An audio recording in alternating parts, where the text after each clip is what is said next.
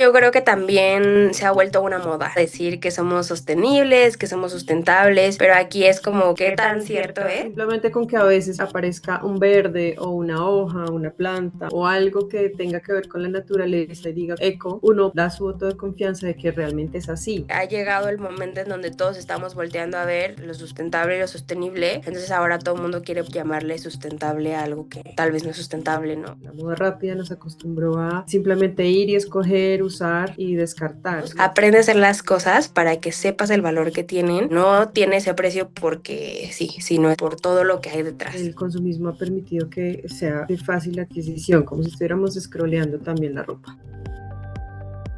Bienvenidos al podcast de Universo Mola, el movimiento internacional de moda sostenible latinoamericana. Esto es Hilando Voces. Las historias que contamos sobre la moda importan, y mucho más de lo que creemos. Este mes abrimos un nuevo ciclo para explorar cómo la moda funciona como un lenguaje cultural y una herramienta de cambio. Porque hoy el desafío ya no está solo en lo que se produce, sino en cómo se construyen los relatos que le dan sentido. ¿Qué historias están marcando realmente la conversación? ¿Qué lugar ocupa la educación en la forma en la que entendemos la sostenibilidad? Para seguir esta conversación, nos acompañan dos voces desde distintos lugares de Latinoamérica. Desde México, Romina Gómez Montaño, diseñadora de artesanía y docente, fundadora del Instituto INDI y creadora de proyectos como Shelmy y Arsatenia, desde donde impulsa la recuperación de oficios y saberes textiles. Y desde Colombia, Lina Bermeo, diseñadora, artesana y consultora en moda circular, fundadora de Tarpuy, un proyecto que propone una moda más consciente desde el territorio y los procesos. Esto es Hilando Voces, un espacio conducido por Jerónimo Jiménez y Valentina Gamaleri. Bueno, Romina, muchas gracias por aceptar la entrevista. Bueno, primero que nada, nos gustaría saber un poco a qué te dedicas y cuál es tu profesión, que nos cuentes. Yo soy diseñadora de artesanía de profesión, estudié la licenciatura en diseño de artesanía. Posteriormente empecé a buscar como dentro de la licenciatura, me gustaba mucho como la parte textil y empecé a especializarme por fuera y también dentro de la universidad tomé especialidad de textiles. De ahí empecé como el mood de acercarme como a todo este ámbito textil en general de la industria. Me dedico, aparte de ser profesora en la Universidad de Guadalajara y en el ITESO, que es el Instituto Tecnológico de Occidente, Estudios Superiores de Occidente, pero aparte me dedico a trabajar con el rescate de los oficios, con la parte pues humanística del hacer, tradicionalmente que todos regresamos a lo que conocemos y a lo básico, desde lo natural, desde lo ancestral, ¿no? También tengo una marca en donde desarrollo proyectos de textiles, ya sea para marcas que buscan una parte más sustentable y teñimos y diseñamos telas. También tengo un espacio que se llama Indie, en donde ahí hago como más temas de gestión. Es como una pequeña escuela en donde damos cursos, talleres y diplomados desde los niños de 4 años hasta no hay un límite de edad, en donde buscamos trabajar con ellos más como en el tema de el valor de los objetos y de las tradiciones. Obviamente con una parte como sustentable, de diseño, ¿no? Y bueno, hago investigación en ambas universidades. Tenemos un huerto de plantas tintorias en ITESO, en donde buscamos que los alumnos conozcan todos los procesos, que bueno, ahí es diseño de modas y sabemos que la moda pues es una de las industrias más contaminantes en el mundo. Entonces lo que buscamos es que los alumnos sepan y tengan como que hay alternativas. Los alumnos aprenden a cosechar, a sembrar más bien, cosechan sus propias flores, teñimos con ellas y lo que sobra regresa al huerto como en composta. También tenemos como algunas sembrado de fibras y la idea es que vean como todos los procesos. Sabemos que no van a hacer todas sus telas, pero sí nos gusta que aprendan como esta parte sustentable. Y pues prácticamente eso es a lo que me dedico. Bueno, teniendo en cuenta que trabajas con técnicas textiles tradicionales y de experimentación, nos gustaría saber qué historias o mensajes querés transmitir a través de estos procesos. Prácticamente todo lo que valoran. Cuando aprendes a trabajar una técnica ancestral o tradicional, valoras el producto como tal. Y no te digo que la gente se vaya a dedicar a hacer esto, pero creas como una semillita en donde valoran y aprecian el trabajo y se dan cuenta del esfuerzo que hay a través o detrás del producto. Algo que me llamaba mucho la atención de recién cuando empezábamos empezamos a tener talleres con artesanos, porque realmente los artesanos son los que comparten el conocimiento. En Indie, por ejemplo, en un taller, una señora, estábamos haciendo muñecas de cartón, y entonces una señora estaba muy frustrada como por su muñeca y así nos dice, no vuelvo a regatear en mi vida. Y para nosotros fue como un, ok, o sea, nunca había visto el valor que hay detrás. O sea, yo decía, ay, estas muñecas que han de ser bien fáciles de hacer. Y después de aprender la técnica, dice, o sea, nunca vuelvo a regatear un producto en mi vida. Y siento que ese es el mensaje que me gustaría dar hacia todos. Aprende a hacer las cosas para que sepas el valor que tienen, que las aprecien más sentimentalmente también, ¿no? Y económicamente. No tiene ese precio porque sí, sino por todo lo que hay detrás. También colaboraste mucho durante varios años con Universo Mola. Te queríamos preguntar cómo influyen estos espacios en la construcción de nuevas narrativas para la moda en la región. Es algo muy interesante esta parte de cómo la moda es involucrada como en estos procesos artesanales. Si nos remontamos a tiempos atrás, pues la gente remendaba sus prendas, cómo trabajar con esta parte sustentable. Bueno, ahora por ejemplo con el congreso que hicimos el año pasado con Universo Mola de moda sostenible, creo que se abrieron como muchas variantes de en dónde estamos, hacia dónde vamos y todas las narrativas que podemos hacer hacia adelante, ¿no? El que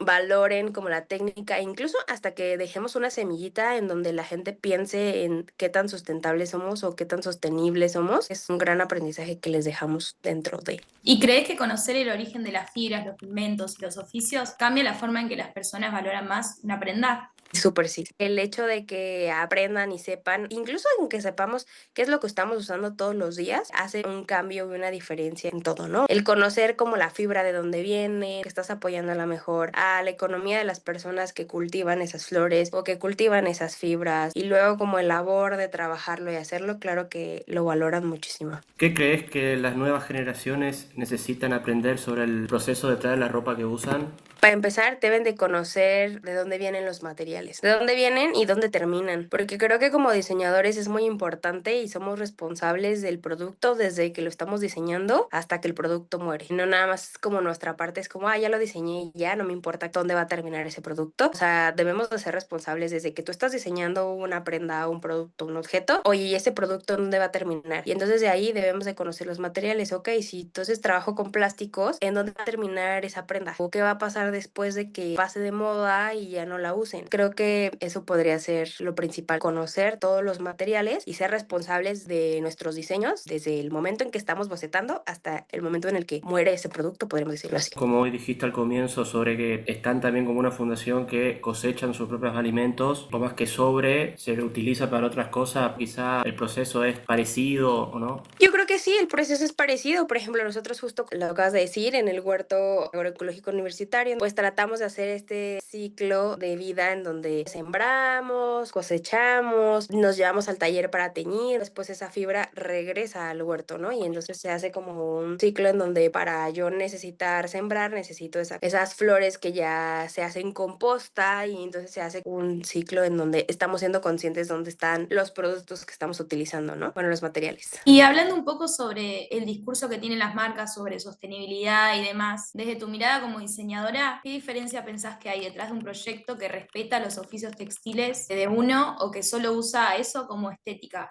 Yo creo que también se ha vuelto una moda decir que somos sostenibles, que somos sustentables, pero aquí es como qué tan cierto es. Pasa como todo, no sé si se acuerdan que hubo como un momento en donde a todo le llamaban artesanal, que incluso hasta miel artesanal, compuestos artesanales, todo tenía esa palabra. Se hizo como muy común por hacerle como un valor agregado a los productos, ¿no? No dudo que no fueran artesanales, pero de repente todo era así, ¿no? Hasta comida artesanal en general. Entonces creo que está pasando esto. Ha llegado el momento en donde todos estamos volteando a ver lo sustentable y lo sostenible. Entonces ahora todo el mundo quiere llamarle sustentable a algo que tal vez no es sustentable, ¿no? Y quieren colgarse como de esta parte. Pero más bien ahí sería como invitarlos a todos como a realmente reflexionar qué es sustentable y qué es lo que podemos hacer para realmente ser sustentables, ¿no? Y bueno, y la última, vivís en Guadalajara, ¿cómo influye el contexto cultural de México en la que hoy se piensa en la moda y en la artesanía?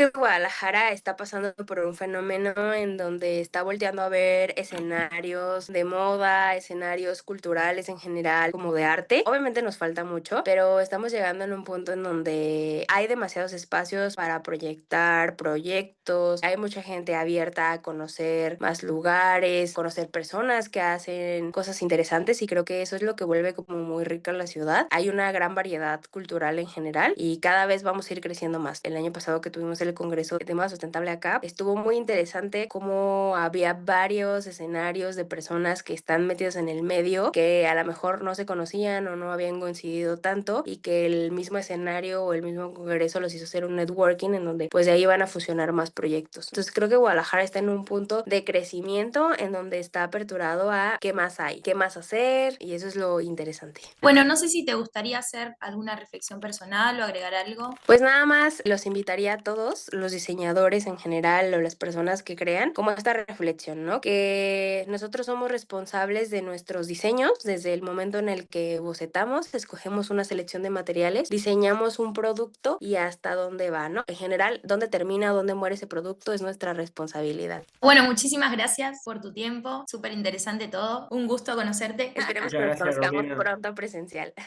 Sí, No, sí. gracias a Esperemos. ustedes. Chao. Chao, wow.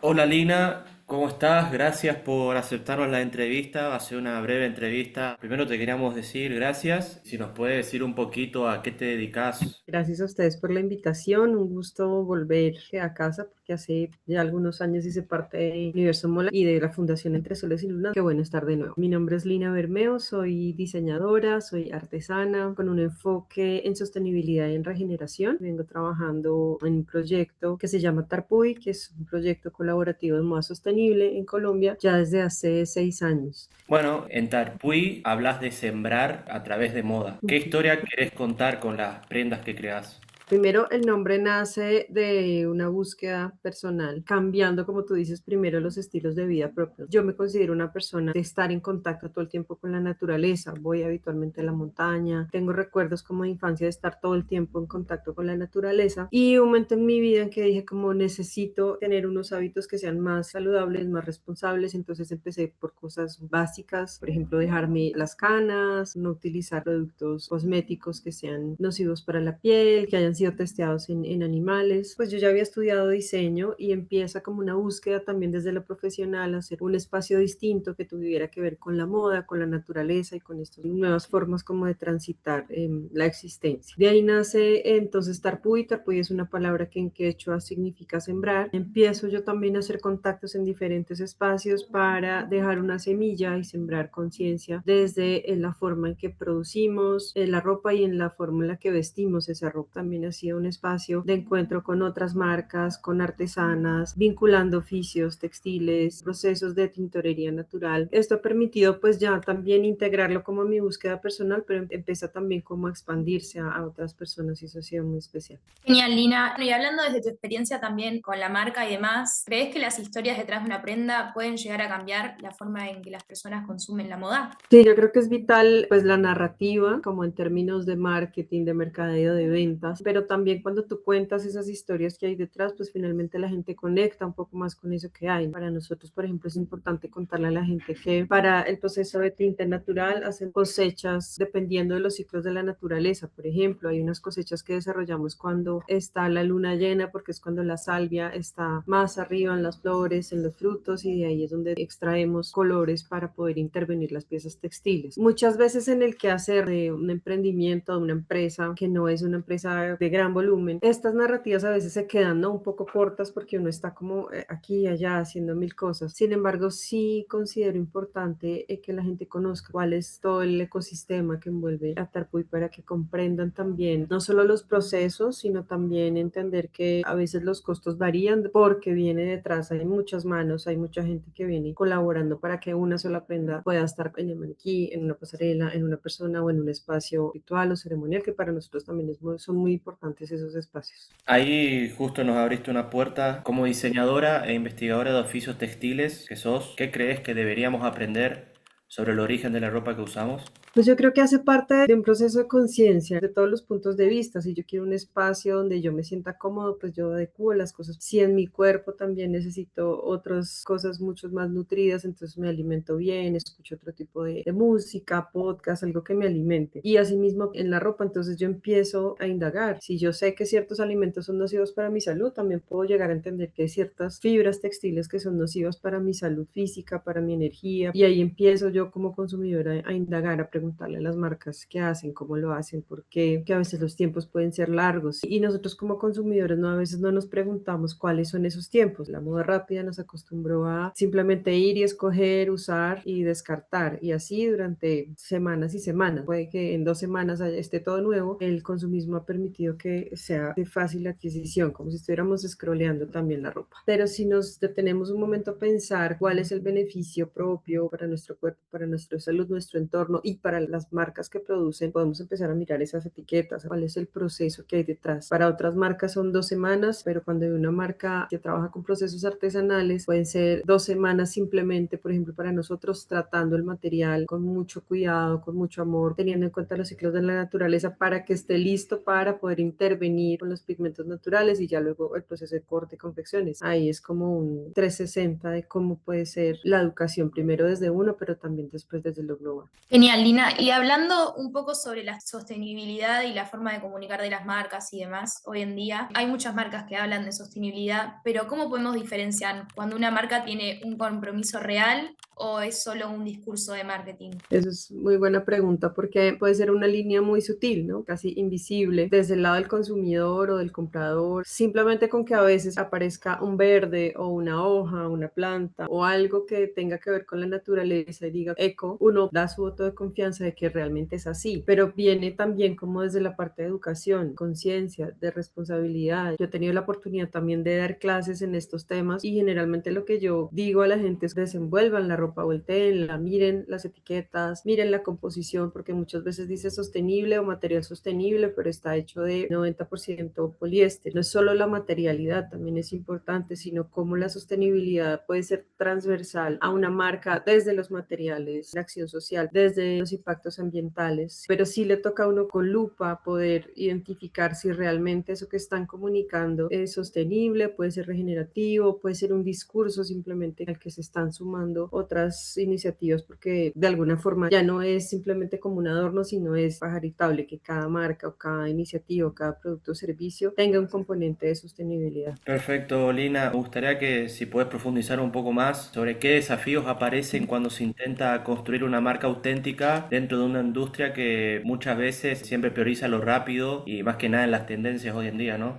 Desde todo punto de vista hay desafío. El primer desafío yo creo que es con uno mismo, de interiorizar ese proceso y uno decir, bueno, le voy a apostar a esto de verdad, voy a lanzarme al mundo teniendo en cuenta que hay toda una maquinaria y un montón de marcas y un montón de iniciativas y que las redes sociales están abarrotadas de productos y servicios y uno tener la valentía de ir un poco contracorriente. Y ya estando ahí, también es importante entender que no necesariamente uno tiene que empezar a competir con todas esas cosas. Pues hay mercado para todos, hay comercio para todos y poder identificar cuál es el río en el que tú vas a ir fluyendo, encontrando a las personas que van a conectar con lo que tú haces, pero más allá de como el discurso de sostenibilidad también es como el corazón con el que uno puede llegar a ser un producto, generar un servicio y que la gente se conecte con eso. El desafío también está ya en términos de materialidad, pues poder encontrar tus aliados, no solamente sean proveedores, sino sean amigos, realmente como partners, socios de una idea y de un proyecto y de un sueño que tiene que ver con tener en cuenta a las personas, el medio ambiente y el proceso creativo también tiene que ver mucho, pero yo siento que igual a medida que uno puede ir identificando desafíos y llevando a otro nivel el proyecto, aparecerán otros. Lo importante es que uno sienta que de corazón está haciendo algo que le está llenando por allá en el alma. Genial, Lina. Bueno, para cerrar, yo te quería preguntar, teniendo una marca sostenible en Latinoamérica, ¿cómo ves la moda sostenible en el territorio, o sea, en Latinoamérica? Pues hay un auge en Latinoamérica, digamos que a nivel global, y cada región se ha venido identificando con algo muy específico de acuerdo a su región. Entonces en el Perú hay tejidos y unos bordados muy específicos, en México hay unos bordados muy específicos, en Colombia digamos que tenemos un poco diferencias por la diversidad geográfica y cultural que hay en el país. Sin embargo, viéndolo desde los clientes potenciales que tenemos afuera, la latinoamericanidad para ellos es muy exótica, pero también es una oportunidad de conectarse con el territorio, y no solamente compras una prenda y la vistes para cualquier cosa, sino por ejemplo en nuestro caso que las prendas intervienen con plantas de diferentes territorios, la gente empieza a tener una conexión, entiende que en este territorio ya hay cierta vegetación, ciertas costumbres, hay cierta alimentación, lo que es simplemente un saco, una chaqueta, un poncho, pasa a ser no solo una prenda de vestir, sino un elemento que tiene una connotación cultural y un arraigo cultural de ese territorio. Eso es lo que ha sido un poco como el ir y venir de la moda latinoamericana, que ha estado entre la moda, el diseño, la sostenibilidad, por supuesto, pero también el discurso de qué es la cultura, de lo que es el arraigo, de lo que es el territorio. Bueno, perfecto, Lina. Para cerrar, ¿alguna reflexión que quieras hacer? Contarnos algo que te diste cuenta a lo largo de tu experiencia en la moda, para ir cerrando. Es muy importante avanzar en el propósito que tiene cada diseñador o cada marca. Sin embargo, las alianzas son muy importantes para mí. Poder avanzar en el camino con aliados, personas de gancho a gancho, ha sido como la forma de llevar el discurso, la marca, estar en diferentes escenarios, compartir con otras personas, aprender de artesanas y otras mujeres tintoreras. La comida, familia, el territorio, eso ha nutrido mucho el proceso. Un consejo que yo daría como a las diseñadoras, diseñadores y a las marcas o quienes quieran generar un producto, un proyecto o un servicio que tengan que ver con sostenibilidad, empezar a co-crear con las personas que están en nuestro entorno. Hay una línea muy invisible de lo que es la apropiación cultural y más en nuestros territorios latinoamericanos, pero sí hay un proceso de más conciencia en el que yo me puedo sentar con las personas y entre todos decidir cuál va a ser el concepto de una colección o los colores con los que se van a intervenir las prendas, proceso creativo con el cual se va a llevar a cabo. Es ahí donde empezamos a hacer un engranaje con las demás personas, teniendo en cuenta pues el ecosistema, los ciclos de la luna, el agua que se usa, también el proceso ya más técnico de corte y confección. Si uno tiene como esos aliados, también es importante generar procesos de intercambio de conocimientos y donde todos crezcamos al mismo tiempo y no sea simplemente un proyecto en el que tenemos un volumen de prendas por entregar y hacemos todo de forma acelerada sin tener en cuenta ese paso a paso. Por eso es moda lenta, porque necesita como unos tiempos de cocción de cada cosa para que finalmente eso que sale y se entrega sea de verdad de corazón y del alma. Genial, Lina. Bueno, muchísimas gracias por tu tiempo y por tu disposición, así que No, con muchas mucho gusto. gracias. Gracias por la invitación y bueno, ha sido un gusto. Un Hasta abrazo. luego. Feliz día. Saludos. Abrazo. Esto fue Hilando Voces. Si este episodio te resonó, compártelo y súmate a la conversación. Nos encontramos en el próximo episodio para seguir tejiendo nuevas miradas.